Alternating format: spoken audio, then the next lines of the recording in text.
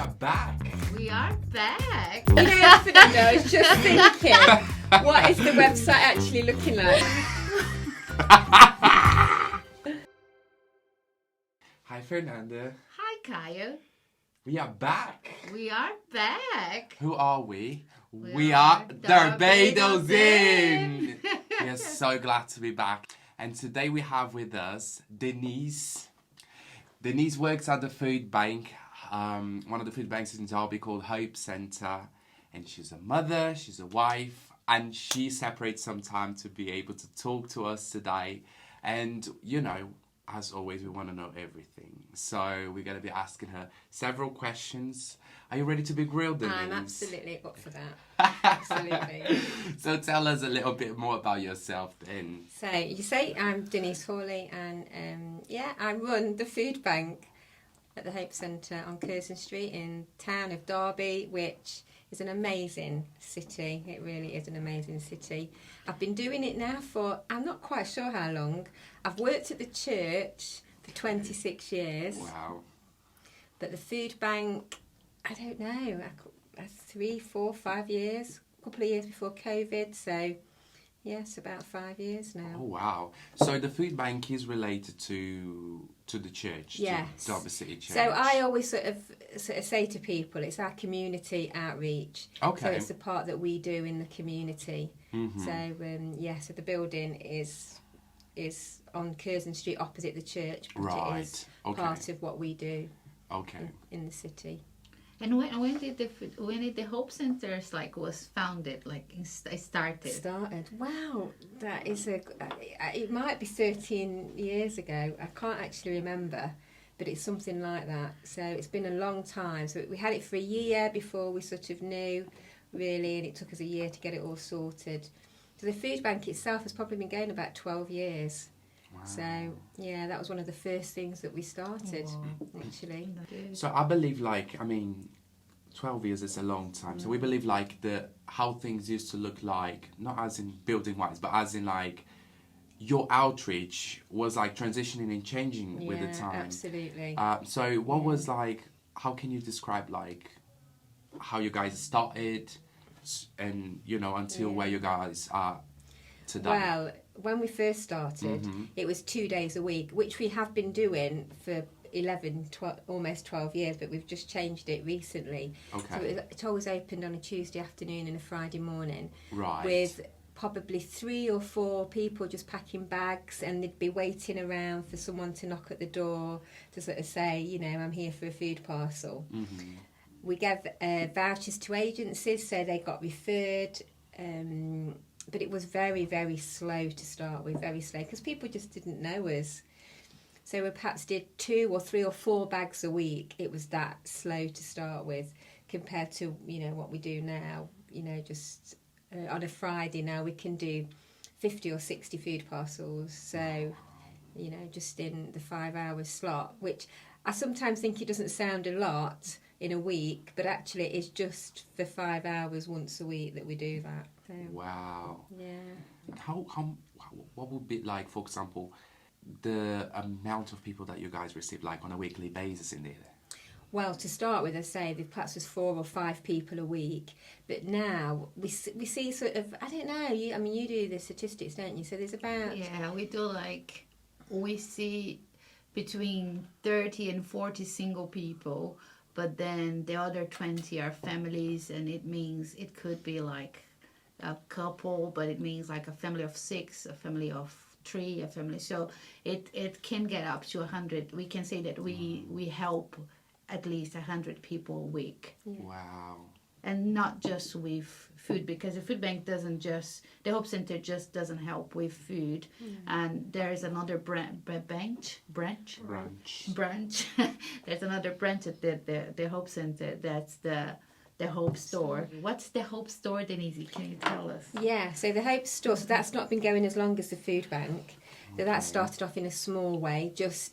We just provide clothes, so second-hand clothes, bedding, towels, cutlery and crockery. So it's quite a basic package that we provide, and that can be for anybody. So we're seeing people coming out of care that are leaving care, going into their own property, so they need furnishing in a house or a flat. People coming out of prison, you know, that have got nothing. Domestic violence, we're seeing a lot more of that now. I'll tell you what we are seeing a lot more of as well, I've noticed. People that are getting their sort of the houses infestated with not flies, Bed bed bugs and lice and things. That is a real increase that I've seen that over the last few months. People are actually, you know, having to get rid of everything and then start again. Yeah, so that's quite interesting. But yeah, so we see quite a few people. So asylum seekers and refugees come through what we do. They're the majority, I would say. But, you know, we are seeing other, you know, people with children, say, fleeing domestic violence when they have to take nothing with them. And we have to provide, so, toys and clothes and things as well. So I don't know how long that's been going, perhaps 7 or 8 years. I mean, you know, when you first came... Yeah, when I came, it was 5 years ago. So that was it just rails in the Hope Centre? No, everything goes there, downstairs. Yeah, so perhaps it's 7 or 8 years that's been going. Yeah, so I came to Derby in 2017 to learn English with the YWAM the King's Lodge in Nuneaton, and then the outreach of the school, of the English school, was in Derby.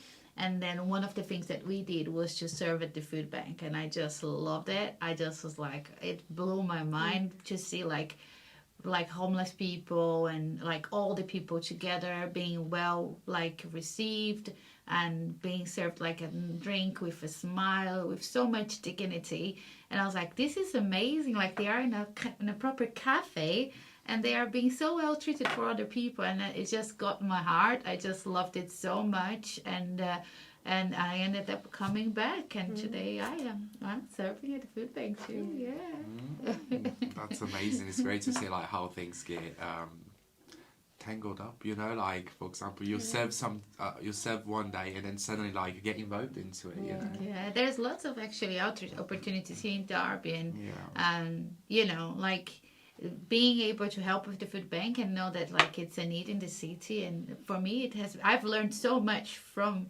just being there, you know, and it's just changed so many things in me. It's amazing work. But a question, Denise, that I have for you is like, we've seen like England, one of the websites called Big Issues said the UK rate of poverty is among the worst in Europe. It's quite shocking to know that, because when you come to a country like this, you don't think that's the things that, especially if you're Brazilian, you don't think that's a reality. No. But and we are fighting this cost of living crisis that came after COVID, that was massive. And I heard someone saying on the internet, like I read in the Guardian. Guardian, is it correct? The Guardian. Guardian. Oh my messed up English. Someone that closed the food bank in London because it was just so difficult to get food at this moment, like after COVID and now with the cost of living crisis. And then they closed it, and the woman said, you know, it's hard to get food. The volunteers, they are burned out, and people need more than that. So before, the food bank, our food bank, the Hope Centre, used to give just food to people, but you also identified more, that people needed more than that. Can you tell us a little bit about this? So we're struggling with food. Honestly, it's we've seen such a drop in donations, so you can understand, and we're just one food bank, so it must be happening right across the country. And we decided that it needs to be more than food, so people need help. So just giving them food doesn't actually help the situation. It does for that moment, it does, but actually long term it doesn't. So we decided to sort of sit down, chat with them, and just to find out about them, and sort of and just do a bit of assessment on their finances, and just to sort of see if we can help them re-look at their finances and actually think, you know, perhaps I am spending a little bit too much on this and a little bit too much on that, just to try and get them to think, because if it doesn't help them long term, it's just going to be a circle, and they're just going to keep coming back. And we want to help people, we want to empower people to be able to change their lives. And the benefit system, I think it is broken here. It is broken and people are in poverty. And I think, you know, for a long time, you know, it's been the government's fault and people blame the government. But I think sometimes you have to take it back into your own hands and sort of think, you know, I want to get out of this situation. Yeah. And that's what we try and encourage people to do, to look at their situation and think, actually, I'm better than this and I can, you know, help myself get out of the situation that I'm in. So that's what we're doing. We're coming alongside people, you know, getting them to look at themselves and look at perhaps how they can help themselves a little bit more, rather than just expecting the handouts, because the handouts just aren't there. From charities, from the government, they're trying. But from charities, all charities are struggling, you know. So this assessment that you mentioned, you do all this help provided in this advice, let's say. So it's part of the let's say someone goes and look for you guys and they have that automatically. How does the whole thing come up? When we first started, a long time ago. They came with a form from an agency. Okay. I think at the height of it, we were doing between 60 and 70 agencies in the city that had got our referral form. So they went to the agency, so it could be Citizen Advice, Derby Homes, the council, job centre, bring the form to us and we would just give them food. Okay. Our initial thought when we started years and years ago, they would go to this organisation and they would assess them and they would help them. That's what we thought that was going to happen. They got swamped, and when someone turns up at the door for a form for food, they just gave it out. So they were missing that assessment, they were missing it. So lots of people were just getting food, but no one was sort of connecting them or talking to them or trying to find out about the situation. So we decided to take it back into our own hands. Okay. So when people come now, they don't need referrals, they just turn up. And then we assess them. Okay. And we just look at their benefits and what they're spending their money on. And just try and build up a relationship with them and just try and encourage them and advise them and signpost them to different agencies within the city. There's agencies out there that will help, especially with debt, and that is a major, major issue. So we can signpost people to different agencies that are qualified to actually deal with, you know, different circumstances and situations that people find themselves in. So that's what we do now. And it's working. It really is working. You know, we've building up relationships with people and, you know, trying to get them to the right places to speak to the right people that can help. And I think that's a good thing about Derby, because we can signpost, for example, to like this Derby City Mission, for example, who have the Jubilee project that will try to work with people through their, like if they're in a huge debt, Jubilee is going to try to talk to them about this stuff. So that's the benefit also of the relationship that the charities they have around the city. And that's something that I think is great in Derby, and it's unique because you don't have it in many places, especially in cities. And I think that's something unique about what Derby has. So I suppose you guys then work alongside with the council in case, like for example, the council receive a family that it's hugely struggling and they might kind of refer to you guys. Is that more or less how it works? Yeah, so now, obviously, over the years, I think I've seen an increase as well with health visitors. And so health visitors actually use us quite a lot, and child support workers and family support workers. We're seeing a lot more people that using, you know, we're getting phone calls from them. So they know we're out there and they know, you know, that we can help. So we do. So yeah, definitely organisations, we're on the radar now. So, you know, people will come to us and and that's a privilege, and that's took a long time, but it's amazing, you know, that people will come, you know, government organisations and other places will come and, you know, ask us to help. And it's good to know, like, that we are a charity, but like the Hope Centre is a charity that's supported by the church and the community. Absolutely. We don't have like funding from the government. It's not like it's not a non-government. No, it's not a government I don't know, partnership. Yeah. Well, it is. They don't fund us at all. We don't get any funding. No, we don't have any funding. No. So I think that's probably the reality of many food banks around the country. And I think it's just said like how to see like how much it's increasing, like from like health visitors. Like lately we've receiving more emails from another charities and they are like coming back to us. So you see that actually there is a need and things are increasing, you know. And I think like Denise said, the system that we do is kind of work because we get to know people. Mm-hmm. Now you get to know the reality, and also it help us to think like what can we do more. I think for me being there. And that's like, for you that don't know, because I work with the food bank too. I work with Denise. She's my boss. Everyone's my boss. And so we work together at the church. And so yeah, that's why I know it. And I'm part of it. I should have said that before, but you know, just going with the flow.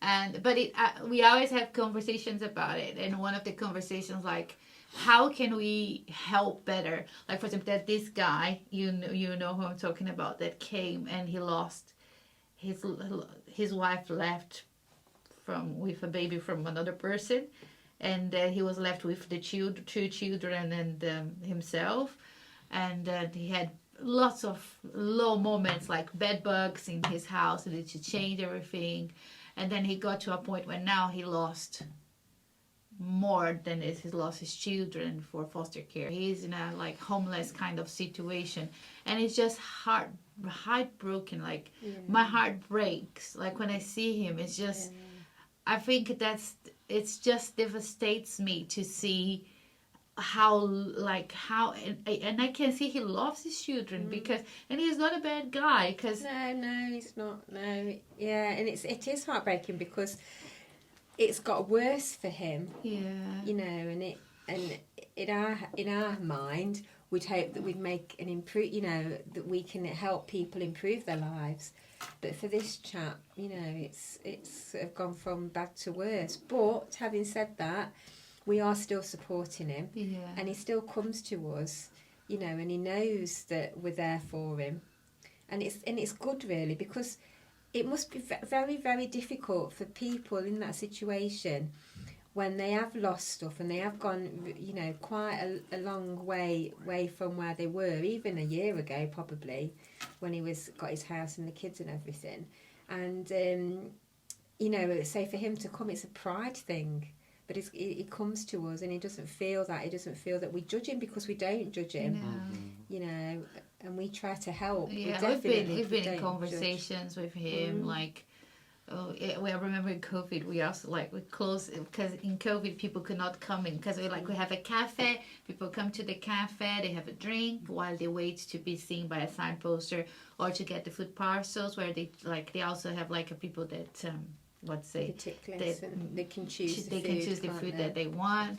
And then that's amazing then. So people actually don't get for example a ready parcel. They actually get to pick up choose, the things that they that is something again that we've changed. Okay. Because we were sort of thinking that people just basic tea or coffee. Mm-hmm. You know, we got people saying, "No, I don't like tea or I don't like coffee." So we were changing it anyway. So we just thought, we'll give them a bit more of a sort of a choice and a bit more of if you were going shopping. So some food banks are doing a community shop where people actually go and choose their own items. Okay. But we can't do that just for the logistics of our building. So it doesn't work for us. So we've got a tick list so they can choose, you know, the items that they want for their bag, and then it gets packed and brought down. So that is a lot better. We're not seeing waste. Yes. That is the big thing for us because people say, "No, I don't like this." And also makes them to feel a little bit more empowered, isn't it? Like they can choose what they want to eat. Exactly. You know, of course we have limited options, but they can choose. Yeah, it's sad hearing stories like this guy that suddenly seems like things are going a bit down under for him. But I suppose there has many stories that were changed throughout these years and stuff. I know this probably going to put you on the spot, but do you have one on the top of your mind that kind of you can sort of share, Well, like the transformation? so for me, I think that the best stories, the best things, are when people get the children back. Oh, okay. So that for me is amazing. You know, I can think of a couple, but a particular lady that she ended up in a hostel. Children took off her, and sort of I'm not saying she's worked with us, but she's come and she's accessed the food bank, and we've helped her and chatted, and she's got a property of her own now, and she's got her children back, and that for me is amazing. You know, and then we can help then. So we help with the house.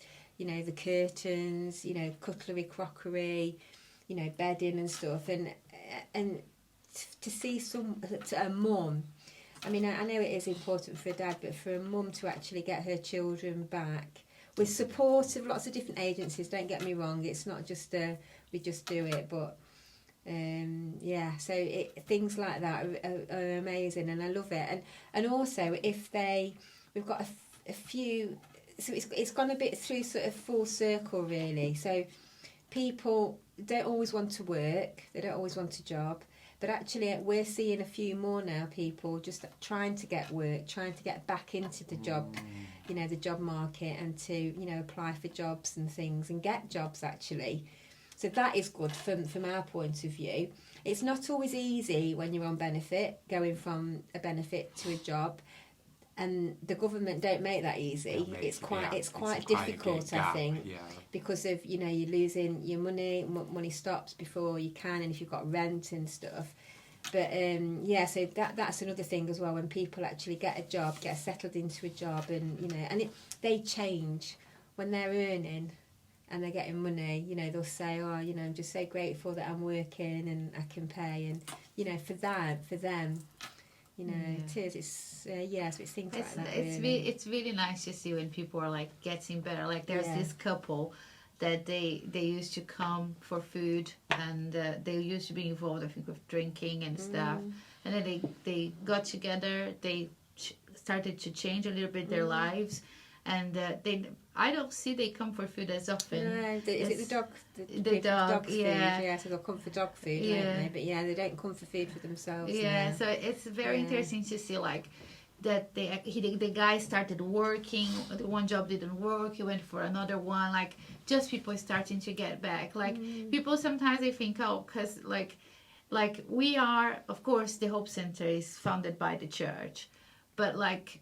We like Denise can tell like do you see like because people can sometimes think, oh, the church gives to get it back, do you know what I mean, like some mentality thinks like oh, the church does it because the church wants people to get like become Christians or things like that, you know what I mean, that's what the heart of the church. But actually have you seen like from all these thousands people, because we see thousands of people a year, how many of these people do you actually see in church? Yeah, well, it we're not for a long time. We didn't see anybody. You see, like it's not like we are making pressure, but we are also seeing people going and getting to know Jesus and seeing the impact of Jesus in their lives. That's what I'm trying to say. Yeah. For many years, there was never a connection between the Hope Centre and the church. Even though people knew, when people come, I always say, you know, this is part of the church's community outreach. What we do here, it's part of the church. We don't make any bones about that. People know. And we never forced anybody at all. But now, because we are actually sitting down and getting to know people, conversations are just flowing, and conversations are just much more easier, and they're just it's just a more simple sharing people's faith, and it's just so much better. And people aren't pressurised into coming to church, but because they've seen a change, and they've seen what we do and how we do it and why we do it. You know, we do it because we love Jesus. You know, that's why we do it, and we're doing what he's asked us to do. You know, feed the poor, feed the hungry, you know, orphans and widows and all that.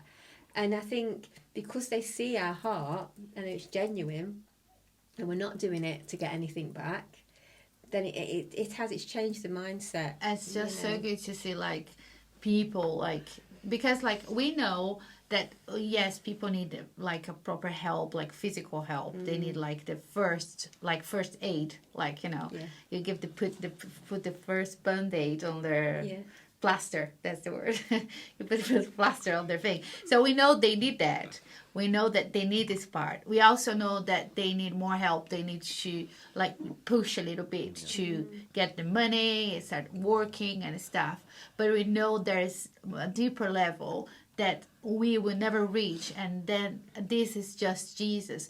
But it's not something like you see we pushing people. It's just natural, like happening, and it's just so nice to see some of people like going to church and feeling good. And it's good to see like church is a place for everyone. Everyone can be there, and they feel welcome the same way. The same way they feel welcome at the food bank. They also feel welcome when they are in church. So we kind of feel like it's a very nice. I feel like a very nice outreach, part of the same thing. And I can see, for me, it's the heart of God. God has this heart for the people who are. That's what Isaiah 58 says, isn't it? You free the captive, and I think I said this text before. You free the captive. You free the oppressed. You give food to the poor. Give clothes to who needs clothes. And I think, by doing this, because we are obeying what God is telling us to do, because that's what faith is, I think it's about relationship with Jesus, but I also think it's about loving others as ourselves. I love Kyle thinking. He's right. He's just saying. He's thinking. I can see he's thinking. But like faith in action, you know what I mean? We have faith, but faith without actions is dead. It's dead, isn't it? I've always maintained that we've got to offer people something different, so they can go anywhere to any food bank that isn't based at a church and get help. But we want to offer people something different. We want to offer them the love of Jesus. And we pray before we start. We always pray before we start. We get the group together when we pray. And my heart is always at this peace in there, that when people come in, they know it's different. My prayer is always that when they come through the door, there's peace there. I just want us to be different to anywhere else. And people say that, and it is a peaceful in there. It's very, very rare that we get someone disruptive. I mean, we do occasionally, because that's the nature of the people that use the food bank. But the majority, it is peaceful in there, isn't it? And it's a nice atmosphere, and it's calm. I think I'd like to go back a bit in the beginning of the interview, like the bit that you mentioned that the Hope Centre itself was a sort of outreach from the church. So is like the food bank the only activity of outreach-wise that the church does it? Or, for example, there is other activities that happen within the Hope Centre? Yeah. So we have a Happy Days Lunch Club. Okay. So that's on a Thursday. What's that? So it's a... originally it was sort of for retired people, but obviously retired age has got a bit down a bit. So it's anybody over 55 really can come. And it's just a social gathering. So it's from 10 till 2 on a Thursday, just in the Hope Centre. And I cook, actually, so I do a different role on that day. I cook the meal. People can come in from 10. There's tea and coffee, there's newspapers, games. It's a lovely social place as well. I mean, we get between 50 and 60 people. So... And there's a lot of lonely people out there. So some people are in church, some people go to other churches, but some people have got no affiliation to a church at all. And they feel very accepted when they come. So, and we always do a bit of an epilogue before the meal. So the guy that runs that, and he always talks about Jesus, always. He always shares almost a gospel message, but in a different way each week, because it's the similar people that come. So that is for the older generation, and that is an amazing outreach. So we've had people come from there into church. So that's sort of an outreach again into the community. Yes. You don't have to go to church to come. but they sort of do understand that it is church-based. It's church-based. So the things that we do, you know, are... Is it open to everybody? Yeah, absolutely. Okay. Anybody can come to that, as long as you're sort of 55 plus. Yeah. So I can't show up in there. I'm feeling excluded. Ages. And to be honest, ages. they are really actually happy days. You have no idea. Yeah. It's the happiest vibes. Like the coronation season. Oh my Gideon. Yeah. They are so good. They dance, they have all the music, Christmas vibes, they have all the vibes. They are just classic. Absolutely. It is amazing. It's an amazing group of people. You know, and there are the people out there that don't see anybody. The people that don't really cook for themselves. So when they come to a group like that, you know, they'll get a meal, and the rest of the week they probably just don't bother because they're on their own. So they just, you know, they just don't bother. And I think, like, as well, like, combining generations together, absolutely, help them to relate. Because sometimes I've noticed, because I used to do a lot of elderly ministry, of course, sometimes they miss talking to, like, for example, I used to sit down just to talk to elderly people. Absolutely. Sometimes they miss talking to someone like that. That has that gap between generations because they feel that they can pass all that kind of wisdom, you know, and share their experiences in life, you know. But also, I see a great need of them kind of being together because they saw the world in a way that perhaps my generation is not seeing it anymore, you know, as things progress and develop. So I think they can relate and they can talk and they can, for example, talk about times where things were different. That if they actually come to me and actually say about things that are different, I will not be able to relate to that. You know, so I actually do think that it's necessary. Absolutely. You know, like there's a spaces for them to actually just be and have other people that they can relate with. You know, so I think we've seen a growth in that as well. That's really, you know, and. Just by the nature of the group, we do sort of tend to lose a few people. Yeah. Okay. So, which is sad. But yeah, so that in itself is growing. So, but yeah, so we do that as well. We've got a youth group that run in the week there on a Friday. So that's first sort of, as it's for like 7 to 11, I think, 7 on a to Friday. 11, on a Friday. Yeah, on a Friday night. So that is open to all kids as well. Yeah, anybody. Okay. Yeah. And we have the youth one on a Sunday evening. And open to everybody as well. Yeah, that's open to everybody. From 11 Here to 17. is open. We want to know that. The Hope Center is actually a good place, like for you to. You have so many areas that you can serve. You can help in so many ways. You know, you can be a blessing for the elderly people, and there's like I think there's always an opportunity to do more and help more. You know, if you have like a heart for people, you know what I mean. Now I mean I need to go into this because I mean it's just something that I need to ask, and in like for somebody that is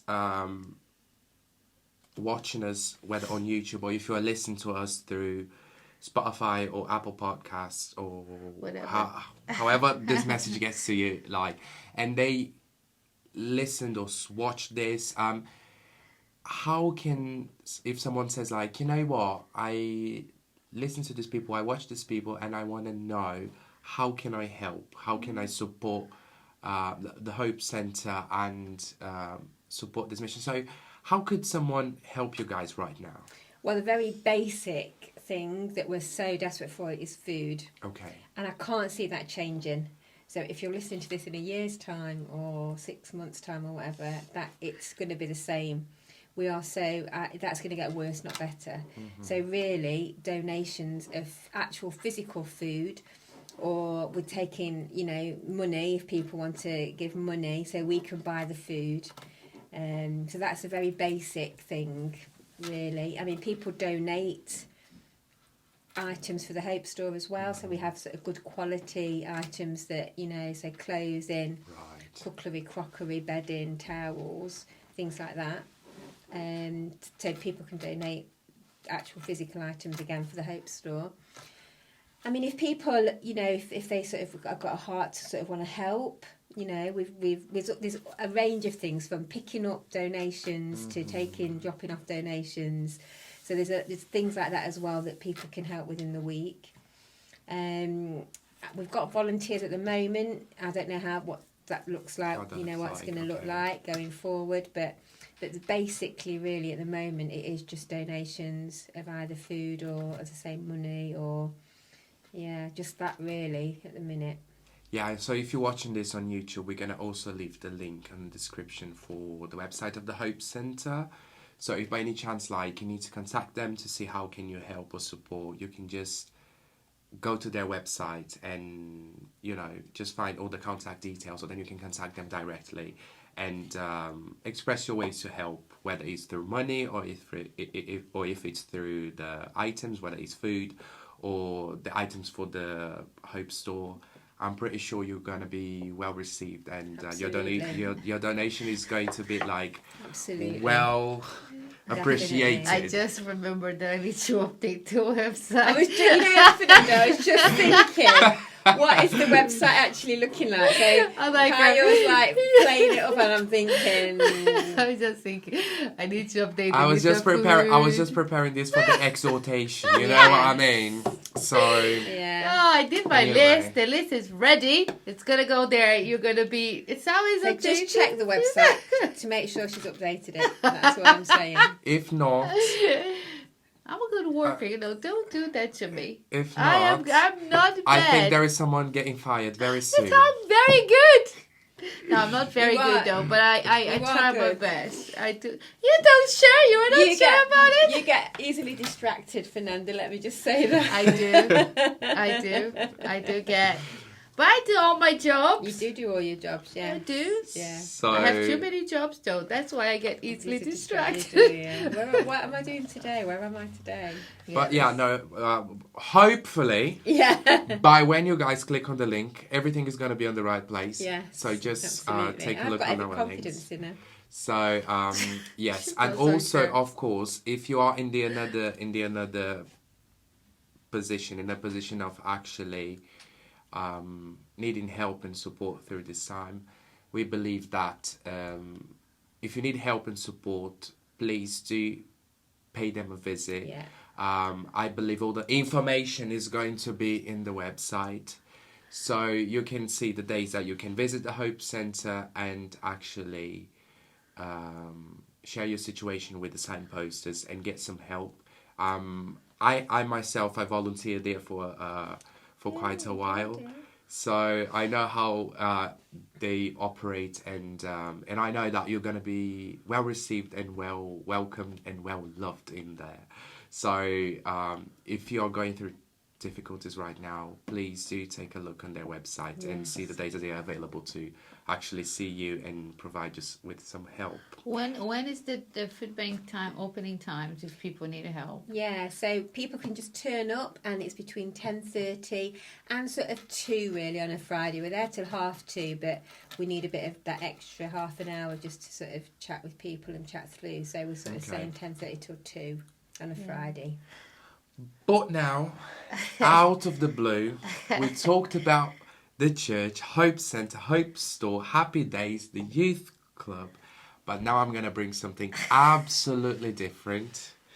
We are going to another spectrum of the conversation right now. There's some gossip in the back of the There was some tea boiling, you know, and we need to spill this tea and share on this table in here, you know. Yeah, I'm up for that. Rumour has it that someone in this table has like acting skills, and we want to know all about it. I don't know who you mean. I don't know who you mean there, Kyle. It's not me, is it? Oh yes, it is. So we want to know about what I do, Miss Emmerdale.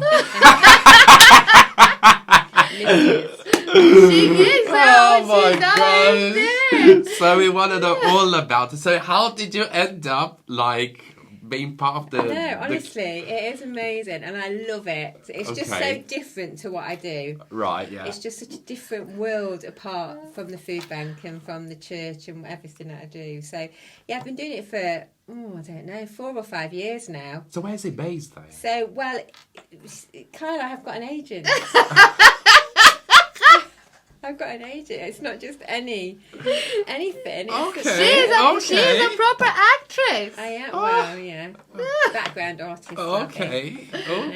I'm so sorry. Yeah. So because of that, I can go anywhere. So I've done Emmerdale, but I've also done other bits and bobs as well, different Oh no, but what I mean is like where the shootings happen. So for Emmerdale, okay, it's in Yorkshire, so it's in Leeds. Into Leeds, okay. Yeah, so that's in Leeds, but I've done bits in Sheffield and where else have I been? Boston. So I've been all over. Okay. Yeah. Birmingham. Funny enough, like, because in my head it will always there is this whole misconceived idea that it must happen in London. You know what I mean? It has to happen in London. When in reality, it doesn't. No, you know? So my agent is based up north, so that's where I get sort of most of my work. So Nottingham, actually, I've done something in Nottingham as well, which was handy. So yeah. So yeah, I've been doing it a few years now, and so your main one at the moment is Emmerdale. It is if I get asked, yeah, because of my hours that I work at work, I'm only available 2 days a week, so it's quite difficult to sort of slot that in with the filming what they're doing in Emmerdale. So yeah, I can't always put that in, but I'd love to do it. I love it. I absolutely love it. Last time you could see her on TV. Yes, so much. She was on the screen. She was there. You know, I kept watching. Oh, this is Denise. Look at this. Look at Denise. Absolutely. She was there talking. I'm not gonna lie. I downloaded ITV Player just to be able to watch the scene that you were in Emmerdale at the wedding, and I was like, did you see it? Yeah, I was like, oh my gosh, so Denise, look at that. Me. Honestly. Amazing. And she told a secret because like she is in the wedding, she's like in the crowd talking to people and they're all talking. And I was like, and what are you talking about? You know? And then she told me something. What are you talking about? You don't talk about anything. You just have to pretend, which I find really hard. I find that so hard not to say anything. So you do tend to, but even if you whisper, they can hear you. Their mics are amazing. So you can't even whisper. So you just have to move your mouth, like move your mouth, yeah. Wow, it is hard because it's so crazy. Because I think this. I mean, I was reading once an interview from this actor, and he was talking about like how weird it is like to shoot scenes like on a dance floor because everybody is dancing, but there is no music because that is odd. They need to actually have the speech, you know, like the chat itself that they have in the scenes.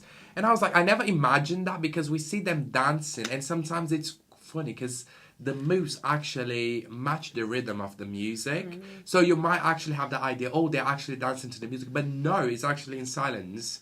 It is weird, that is strange. He said like, I love being an actor, but not to shoot in like Have you shot in a scene like that? So I did, was it a hen do? I think a hen do and a stag do, and it was a bit weird, but they came together and they were singing at the end, and they had to sing with no music, and that was strange. And you sort of and the music was supposed to play, and you were sort of moving to the music. So it is a bit weird. It is strange when there's no music and they say dance. You think, oh, okay.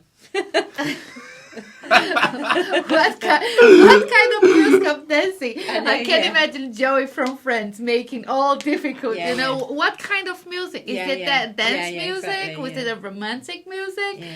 Anyways, that's funny. Wow, well done, Denise. She is a star. She won. What's the name?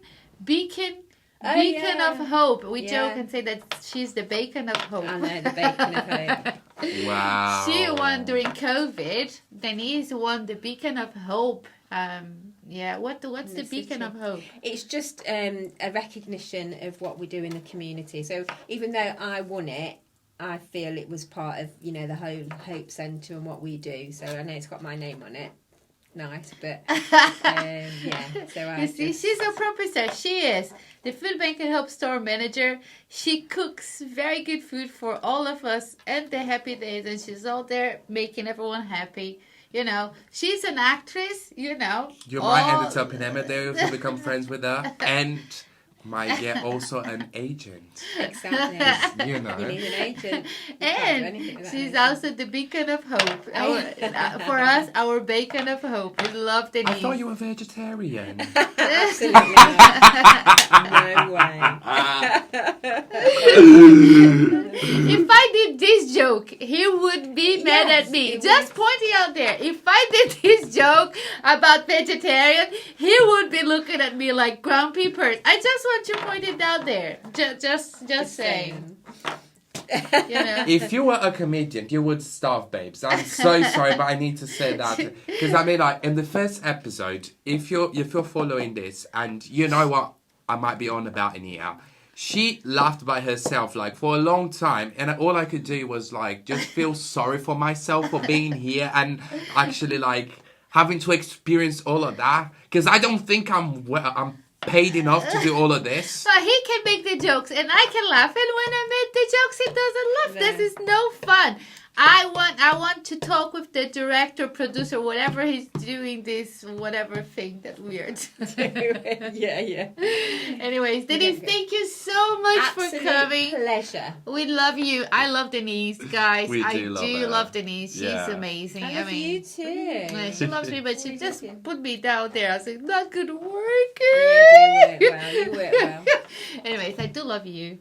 And Thank you. Denise is actually a star in Thank many you for ways. inviting me to join you on your table of things that we've not eaten yet. You could have eaten. I know, but Oh my gosh. is that a bit sour? Is it horrible? Not horrible, but is it? I normally don't eat a tomato with no sound. That was not a good idea. I'm sorry. Anyways, Denise, thank you so much for agreeing with coming, visiting us. Well, Absolutely. paying us a visit actually, and you're free to get the foodie, Thank by the you. way. So yeah, we just want to say thank you, My and pleasure.